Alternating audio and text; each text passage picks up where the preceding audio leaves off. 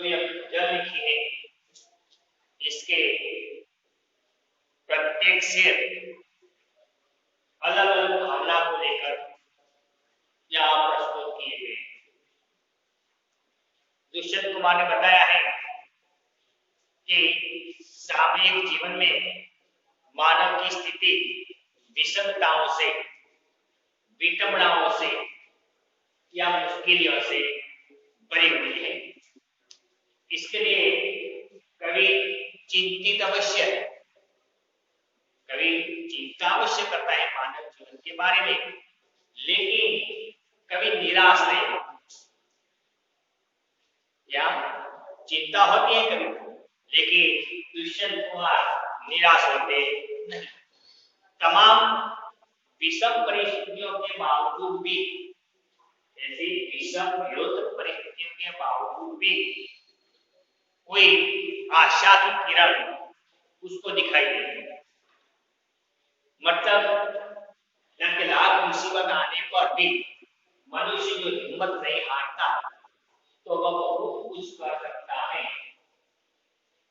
ये गजल के अंदर सुंदर बात है। देखिए छोटे छोटे शेर हैं, भाव के साथ या दुष्यंत कुमार ने बताया है। तो देखें कि बाढ़ की संभावनाएं सामने हैं और नदियों के किनारे घर बने। पहला शेर है कि बाढ़ की संभावनाएं सामने हैं और नदियों के किनारे घर बने। देखिए इसके शब्दार्थ देख ले तो एक तो है शब्द बाढ़, तो नदी में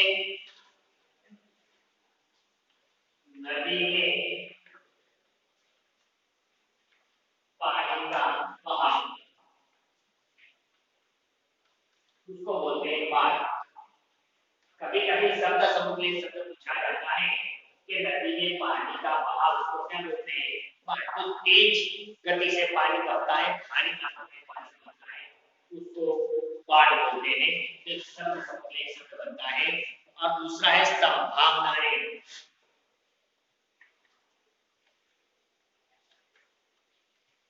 मुमकिन, सत्यता, और एक शब्द है नदी।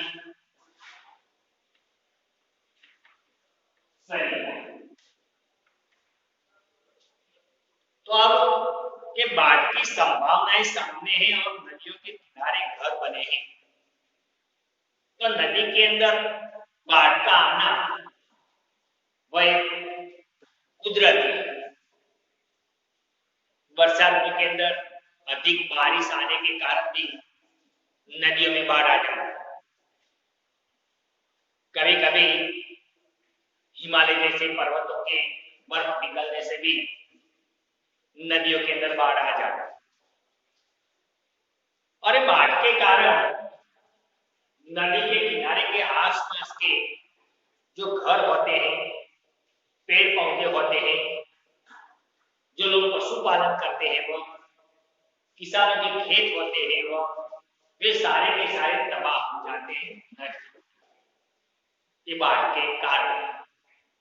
लेकिन एक कुदरती आपत्ति है और एक कुदरती आपत्ति के कारण मनुष्य से डरकर नदी के किनारे रहना छोड़ देता नहीं, वह फिर से घर बनाकर अपना नया जीवन शुरू करता, वह कुदरती परिस्थिति से डरता। जैसे कि बनिए ने मच्छी मारी लड़के से पूछा कि तुम्हारे पिताजी कैसे मरे थे? तो लड़के ने बताया कि मेरे पिताजी समुद्र में मछली पकड़ने के लिए गए थे, भारी तूफान आया और समुद्र में ही मर गए। कि तुम्हारे दादाजी? तो मेरे दादाजी भी इसी प्रकार मर गए।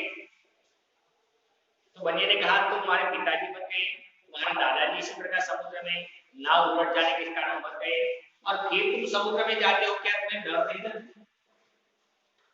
तो लड़के ने कहा कि तुम्हारे दादाजी कैसे मरे थे? क्योंकि मेरे दादाजी बीमार थे तो वे खटिया में पड़े पड़े मरे।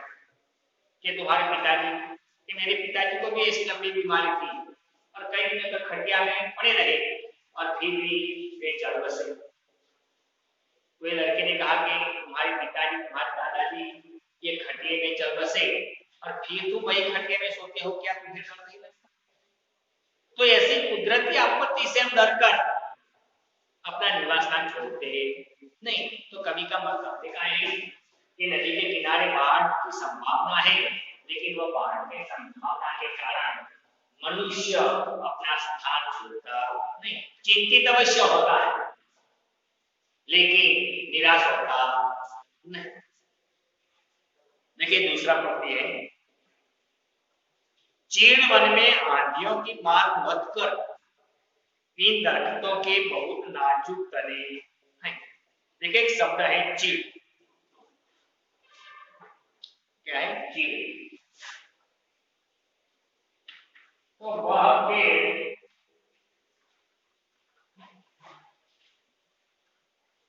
जिसमें से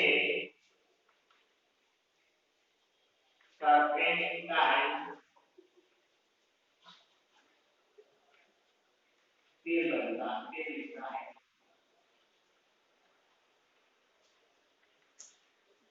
लेकिन चीड़ तो पर्वतीय प्रदेश में होने वाले एक ऊंची जाति का पेड़ कि जिसमें लिसा नाम का कौन आता है और ये लिसा नाम के कौन के पदार्थ में से एक टर्पेंटाइन तेल बनता है।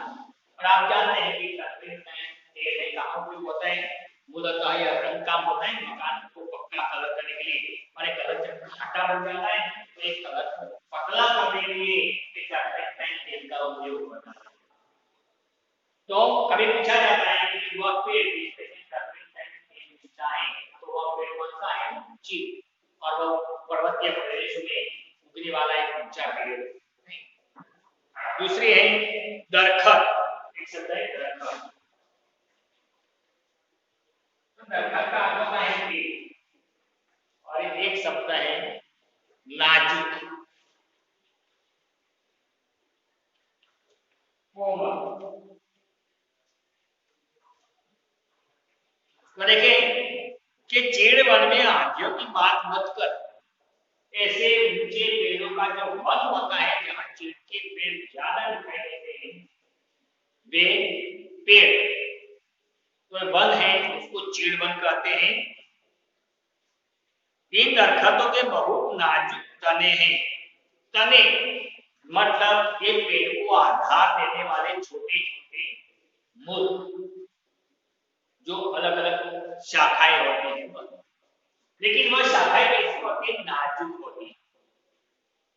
तो जब जोर से आंधी बहती है, आंधी मतलब जोरों का पवन, जब आंधी या तूफान होता है उसी समय ये चीड़ के वन में ये जो चीड़ पेड़ है उसके तने नाजुक होने के कारण वह पेड़ उखड़ जाते, वह अपना आधार या अपनी पकड़ बना सकते नहीं, वह पवन के सामने हार जाते। क्या वे पवन के सामने हार जाते हैं और वह गिर जाते हैं। देखिए तीसरी पंक्ति है,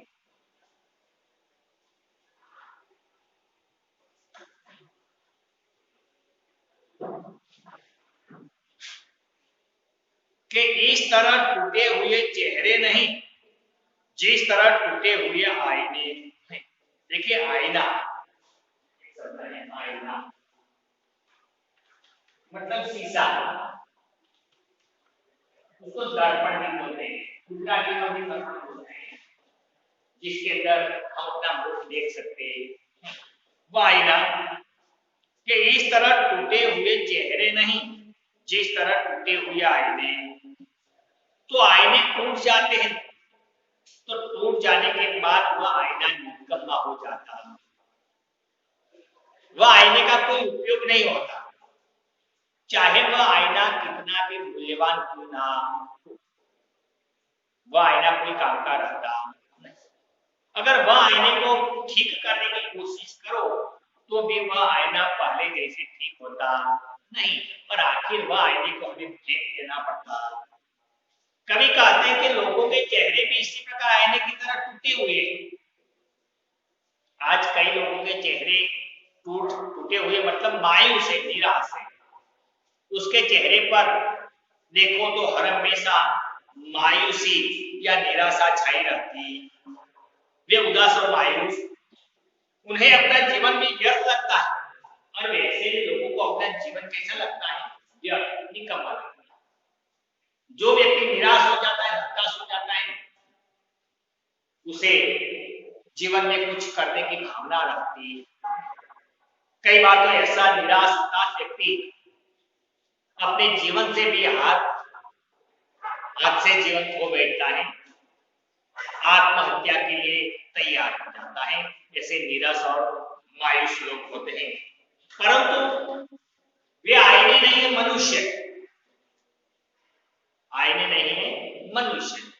क्या कि आईना तो निकम्मा हो जाता है, लेकिन ऐसा मनुष्य है, वह मनुष्य निकम्मा होता। क्या कि उसका चेहरा टूटा हुआ है, निराश हुआ है, लेकिन परिस्थिति ने भले उसे मोड़ दिया हो, परिस्थिति ने भले उसे तोड़ दिया हो, लेकिन वह कभी-कभी परिस्थितियों के सामने हार मानता,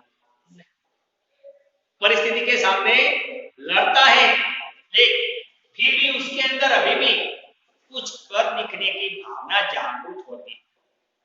एक बार प्रयत्न करने की तमन्ना उसके दिल में अवश्य रहती। जो टूटे हुए आईने की तरह है, वह आईना नहीं है, लेकिन मनुष्य है। मनुष्य के चेहरे भी टूटे हुए आईने की तरह है, लेकिन वह मनुष्य है, इसलिए वह निराश अवश्य होते हैं, लेकिन इसके अंदर फिर भी इसके भीतर में कुछ करने की शक्ति छुपी होती है। उसे अवसर मिले तो उनके मन की भी दूर कर सकता है। अगर उसे अवसर मिले, अगर मौका दिया जाए, तो ये मौके का सही उपयोग करके वह व्यक्ति टूटे हुए चेहरे पर भी मुस्कान लाने के लिए सक्षम। इसलिए कवि ने कहा है कि आईना टूट जाता है, मनुष्य का चेहरा भी टूट जाता है, लेकिन आईना आईना है, मनुष्य मनुष्य है। आईना निकम्मा हो जाता है और टूटा हुआ चेहरा फिर कुछ करने की शक्ति इसके अंदर रखता। देखें, आपके कालीन देखेंगे किसी दिन, इस समय तो पांव कीचड़ में सने। देखिए, कालीन शब्द है, कालीन, गलीचा, और एक शब्द है कीचड़।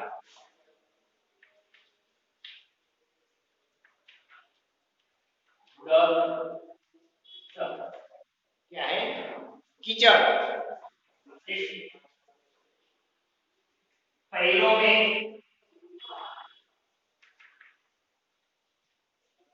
चिपकने वाली गीली मिट्टी, उसको क्या बोलते हैं? इस शब्द शब्द में पूछा जाता है कि पैरों में चिपकने वाली गीली मिट्टी उसको बोलते हैं कीचड़, और कीचड़ का सही अर्थ होता है दर। तो आपके कालीन देखेंगे किसी दिन, इस समय तो पांव कीचड़ में सने हैं। देखिए, समय समय और इसका विशेषण होता है सामयिक। क्या होता है? विशेष।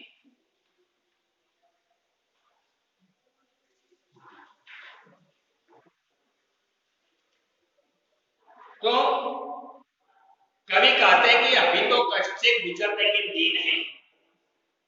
कवि कहते हैं कि मनुष्य के जीवन कष्ट से परिपूर्ण है, दुख से भरे हुए हैं, और लोगों के जीवन इसी प्रकार कष्ट से और दुख से गुजरने के दिन हैं। उनके पैर अभी कीचड़ में सने हैं। पैर कीचड़ में सनना मतलब मुश्किल परिस्थिति में फंसना। अगर हम चलते हैं, लेकिन चलते चलते हमारे पैर अगर कादव में फंस जाते हैं, कीचड़ में फंस जाते हैं, तो आगे चलना मुश्किल हो जाता है। इस प्रकार मनुष्य के जीवन भी मुश्किलों से भरे हुए हैं। उनके पैर भी कीचड़ में सने हुए हैं, इस कष्ट से मुक्ति मिलने पर ही वे किसी सुखद आश्वासन पा सकते। अगर एक कष्ट से दूर हो जाए, एक कष्ट को पार करे, तो ही वह सुख प्राप्त कर सकता है, सुख का भागी बन सकता। तो मनुष्य के अपने जीवन में आने वाले कष्ट और वह कष्ट से वह हारे नहीं, कष्ट का सामना करे और वह मुसीबतों का सामना करे, तो ही वह व्यक्ति सुख के फल प्राप्त कर सकते हैं। आजकल हम कई लोगों को देखते हैं कि वे ऊंचे पद पर हासिल हैं, लेकिन क्या उसके जीवन में कष्ट नहीं आए होंगे? बहुत मुश्किलें आई होंगी, सामना किया है उसने, और इसलिए वह सुखद आश्वासन अथवा वैभव के दर्शन कर सकते हैं। इसलिए हमें कोई सुख प्राप्त करना है, वैभव प्राप्त करना है, हमें हमारी मंजिल पर पहुंचना है, तो हमारे रास्ते में आने वाली जो सारी मुश्किलें हैं, सारी मुश्किलों का डटकर सामना करना पड़ता है। अगर हमारे पैर कानों में कीचड़ में फंस गए हैं, हम आगे नहीं बढ़ सकते, तो हम सुख प्राप्त कर सकते नहीं, वरना इस वैभव पर दाग लग जाएगा। देखिए आगे,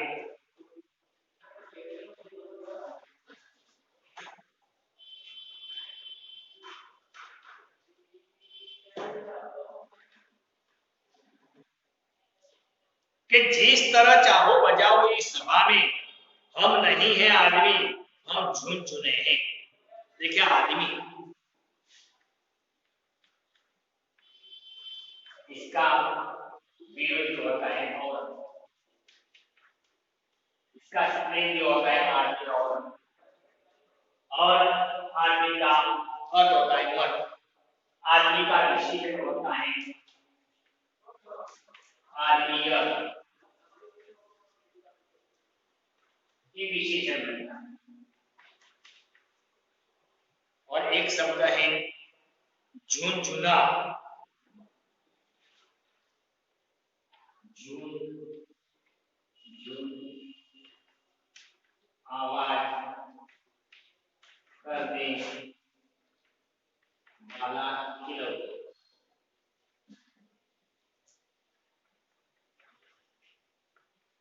उसको बोलते हैं झुनझुना। झुनझुना तो झुनझुन आवाज करने वाला, इसका मतलब होता है झुनझुन आवाज करने वाला। कई खिलौने ऐसे होते हैं कि इसको हम चाबी भरते हैं तो वो चलते हैं और इसके अंदर से झुनझुन करके आवाज निकलती है, तो इसका एक खिलौना उसको बोलते हैं झुनझुना, जो स्वतंत्र नहीं होता, परतंत्र होता है, दूसरों के सहारे से वो चलता। तो जिस तरह चाहो बजाओ इस सभा में, हम नहीं आदमी, हम हैं झुन चुने। कवि कहते हैं कि इस सभा में हमारी स्थिति किसी असहाय व्यक्ति की तरह है। कोई सभा होती है, इस सभा के अंदर कई व्यक्ति ऐसे होते हैं असहाय होते हैं, जो कुछ कहना है तो वह स्वयं कह सकते नहीं, वह स्वतंत्र नहीं। क्या वह स्वतंत्र नहीं? तुम जैसा भी चाहो हमारा उपयोग करो, और वे ऐसे होते हैं कि हम उसका जैसा चाहे वैसा हम उसका उपयोग कर सकते हैं। जैसे कि खिलौना होता है, वह खिलौना बच्चा जैसे चाहे उसी प्रकार इसका उपयोग हो सकता। हमारी हैसियत आदमी के रूप में नहीं रह गई। आदमी होता है, मर्द होता है, शक्ति के सामर्थ्य होता है उसके पास, उसका कुछ चलन होता है, कुछ चलता है। लेकिन कई ऐसे आदमी होते हैं कि न तो घर में या न समाज में चलता, वह सिर्फ एक खिलौने जैसा होता है। दूसरे लोग जो कहे वैसा वे करते हैं, वे अपना कुछ नहीं कर सकते, अपना कुछ कर सकते नहीं, मानो कि वे परतंत्र ना। तो इसी प्रकार के आदमी ऐसे होते हैं, खिलौने जैसे होते हैं, झुनझुने जैसे होते हैं। देखिए एक शब्द है, एक अब तड़पती सी गजल कोई सुनाए, हम सफर उनके हैं अनमने। देखिए हम सफर एक शब्द है,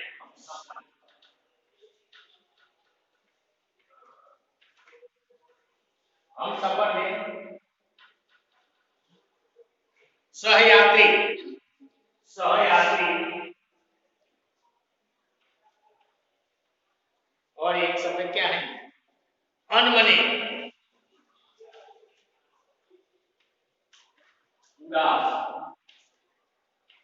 चिन्ह, उदास्या चिन्ह। अब तड़पती सी गजल कोई सुनाए, हम सफर उनके हैं अनमने। कवि कहते कि हमारे साथ चलने वाले लोग बहुत निद्रावस्था में हैं। कवि कहते हैं कि कई लोग मेरे साथ चलते हैं, लेकिन मैं जागरूक अवस्था में हूं। मेरे साथ चलने वाले लोग कई और निद्रावस्था में, आधे जागते आधे। तो उनमें उदासी छाई हुई, और ऐसे अर्धनिद्रावस्था में जो लोग होते हैं, इसके अंदर क्या छाई होती है? उदासी छाई होती है। वे अपने जीवन से निराश हो गए हैं। वे अपने खिलाफ हो रही किसी चीज का विरोध नहीं कर सकते। उसके खिलाफ कोई प्रकार की साजिश हो रही हो, लेकिन वे निराश उदास व्यक्ति इसका विरोध कर सकते नहीं। इसका सामना करने की, इसका विरोध करने की हिम्मत इसके अंदर होती नहीं। कवि उन्हें नव चेतना और जागृति लाने और उन्हें जीवन बनाना चाहता है। कवि ऐसे व्यक्ति को नव चेतना, कवि ऐसे व्यक्तियों के अंदर नव चेतना, नव जागृति लाकर उसको प्रोत्साहन देना चाहता है। उसके उदासा, उसके उदास या निराशा को कवि दूर करने की कोशिश करता है। इसलिए उन्हें तड़पती हुई गजल सुनाना चाहता है, और इसी तरह के उनके गजल सुनाने के कारण ऐसे हारे हुए, थके हुए इंसान के अंदर भी एक प्रकार का जोश आ जाता है। जिस प्रकार जंगल में थका हुआ हिरन बैठा है, लेकिन कई शेर की गर्जना होती है, तो इसी शेर की गर्जना के अंदर ऐसी ताकत है कि ऐसा थका हुआ हिरन भी उठकर भागने लगता। इसी प्रकार जो अपने जीवन से हताश, अपने जीवन से निराश या अर्धनिद्रावस्था में जो लोग हैं, जो बेचैन हैं, निराश हैं, ऐसे लोगों को कभी अपनी गजल सुनाकर उसकी उदासी तोड़ना चाहता। देखिए, इस काव्य के अंदर कवि ने केंद्रीय भाव बताने क्या कहा? इस काव्य का मध्यवर्ती विचार, केंद्रीय भाव क्या है, तो इसके बारे में कवि ने बताया कि देश की जनता में उदासी छाई हुई है। हमारा देश है, देश के अंदर जो लोग हैं, ये लोगों के अंदर सबसे ज्यादा क्या है? लोगों के अंदर उदासी छाई हुई है। जरूरतमंद को सरकारी सहाय नहीं मिलती। हमारे देश में कई लोग ऐसे हैं कि जिसको जरूरत चाहिए, लेकिन ऐसे जरूरतमंद को जरूरी सहायता मिलती नहीं। जो लोग को जरूरत नहीं है उसको मिलती है, और जिन लोगों को जरूरत है वैसे लोगों को सहायता मिलती नहीं। लोगों में जन विरोधी नीतियां और योजनाओं का विरोध करने की शक्ति है। लोगों के अंदर क्या जन विरोधी नीतियां होती हैं, और इन नीतियों का सामना करने की ताकत आज हमारे लोगों के अंदर नहीं है। जिसे कुछ कर गुजरने की शक्ति है, इच्छा है, उसे मौका नहीं दिया। कई व्यक्ति ऐसे हैं कि जिसे कुछ करना है, आगे बढ़ना है, लेकिन ऐसे व्यक्तियों को कुछ करने की या कुछ कर गुजरने की उसे इच्छा होती है, लेकिन उसको मौका दिया जाता नहीं। लोगों को वैभव के सपने दिखाकर बहलाया जाता है। आज सरकार इस प्रकार से बहलाती कि लोगों को बड़े बड़े सपने दिखाए जाते हैं, हम तुम्हारे लिए ऐसा करेंगे, हम तुम्हारे लिए ऐसा करेंगे, लेकिन कुछ होता नहीं। तो इसी प्रकार लोगों को बड़े बड़े सपने दिलाकर या सपने दिखाकर उसको बहकाया जाता नहीं, और गरीबों को खिलौना मानकर उसका मनचाहा उपयोग किया जाता है। क्या गरीबों को मनचाहा या उसको पराधीन समझकर, खिलौना मानकर मनचाहा इसका उपयोग किया जाता। इस प्रकार गजल में सामाजिक और राजनीतिक यथार्थ चित्रण, इसके अंदर राजनीति और सामाजिक का यथार्थ चित्रण इस काव्य के अंदर छुपा हुआ। तो यहाँ पाठ की संभावनाएं में अलग अलग शेरों के द्वारा दुष्यंत ने बड़े सुंदर बात बताई। तो देखिए, ये काव्य यहाँ हम समाप्त करते हैं। इसके 2-3 विकल्प है, देख लें। तो कौन सी संभावनाएं सामने हैं? तो इसका अर्थ होता है बाढ़ की संभावनाएं। कवि ने किस वन को जिक्र किया है? तो इस काव्य में कवि ने ताड़वर का जिक्र किया है। हम सफर क्या कर रहे हैं, तो हम सफर ऊँघे रहे या ऊँघ रहे। बाकी कुछ प्रश्नोत्तर स्वाध्याय के लिए हम देते हैं, आप अपने नोटबुक में उसको स्वाध्याय के रूप में लिखें। एक वाक्य के प्रश्नोत्तर है, दो वाक्यों के और दो तीन लंबे प्रश्नोत्तर है, तो आप अपने नोटबुक में इसको अवश्य लिखें।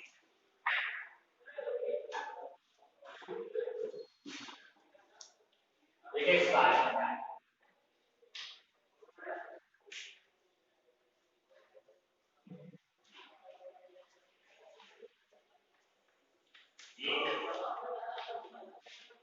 वाक्य में उत्तर लिखें। देखिए तत्वों के तने कैसे हैं।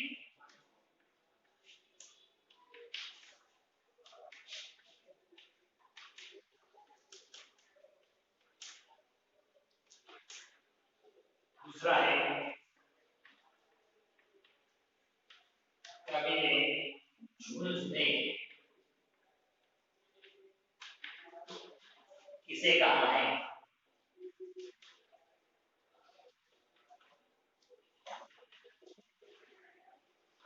तीसरा है कवि कार्य क्यों नहीं लिखना चाहता।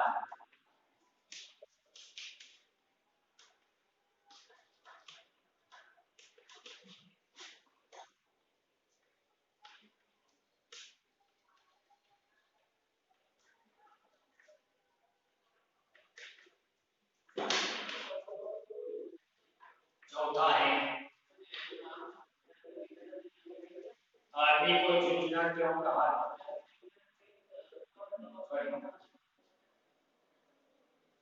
घर कहाँ बने हुए हैं।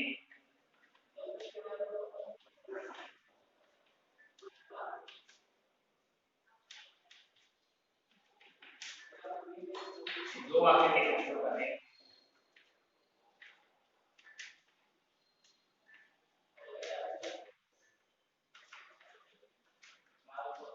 उत्तर लिखिए।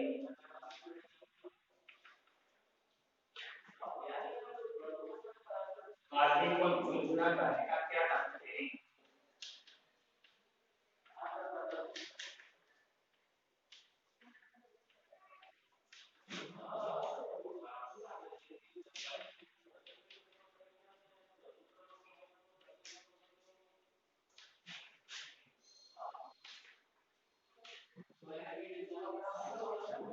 दूसरा है चीड़ बने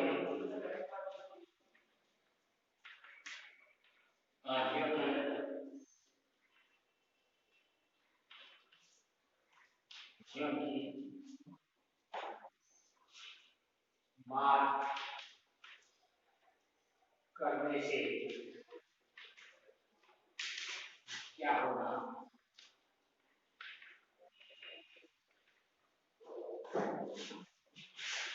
चार पांच का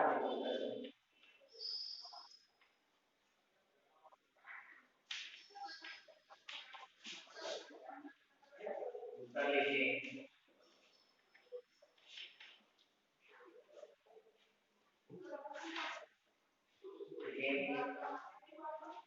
टूटा हुआ चेहरे को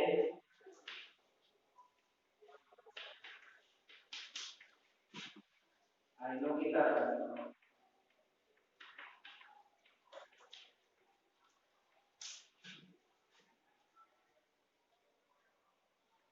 टूटा हुआ क्यों नहीं बनाया। बताया गया और यह बात की संभावना है।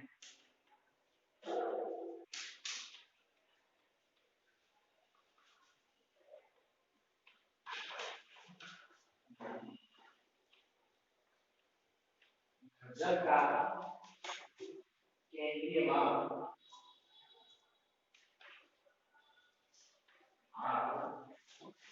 अपने शब्दों में लिखिए।